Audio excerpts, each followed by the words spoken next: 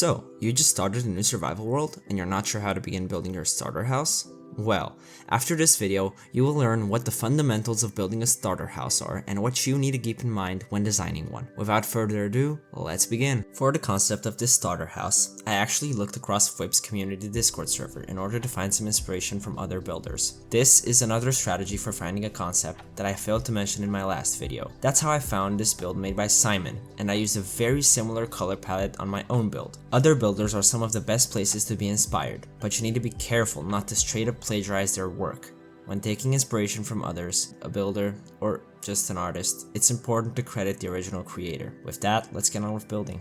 While I was building, my axiom wasn't working on the server I was on, so this build actually took a bit longer than I'm used to for this size. I used red, brown, white, and cyan wool for the main parts of the build, along with lime wool to mark the windows. I also decided to add a small tower-like bit onto the build to give a bit of variation to its shape. When building a starter house, you need to keep in mind 3 things. First, it has to be big enough but not too big, as during early game survival Minecraft you don't have easy access to large amounts of blocks, so you have to limit yourself a little. Then, you need to think about interior space, because you need places to put chests as well as all of the other Minecraft survival necessities. Finally, you need to think about what blocks you have access to in your area. For this particular build, I used things you would have easy access to in a plains or forest biome.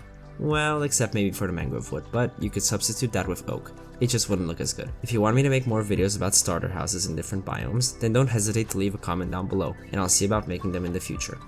For the detailing, I had a very clear image of what I wanted to build, so it went very smoothly. Actually, this depends on what you consider smooth. I kept going back and forth from parts of the build because I kept getting new ideas, but that's just the way every build is at the end of the day. I don't want to be like those art tutorials that say, just add details, and then their whole artwork goes from a 3 to a 10 in a single transition, so I'm gonna dive as deep as I can into my strategy. I used stone bricks, white wool, and stripped spruce wood as the base blocks, but in the beginning, I tried using some oak trapdoors for the windows. I ended up changing them to scaffolding because I don't like the way trapdoors feel. Then a little later, after making some adjustments to the build's shape, I used cobble deep slate on the roof. I moved on to the texturing by using some stone and cobblestone on the foundational walls, and then I added my usual wall trick to add some depth. Next, I moved on to the white parts of the walls by texturing with some concrete powder and adding some signs for a little separation, but I also ended up adding a small amount of diorite later. The windows came after that, and I gave them some oak trapdoor shutters. I detailed the frame next by incorporating some spruce planks and oak wood, along with the mangrove wood for shading.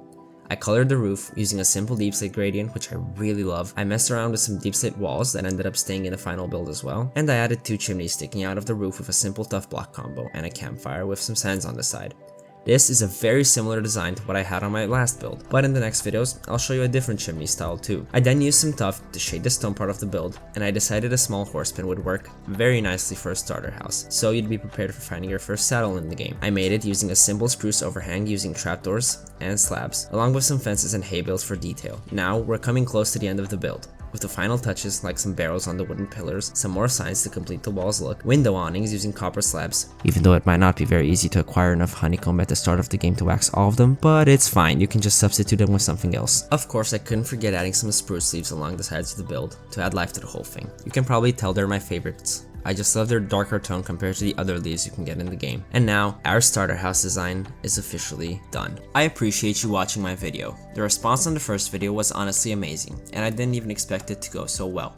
I'm planning a new separate series from the more guide-oriented videos. Stay tuned for that, and I'll see you on the next one.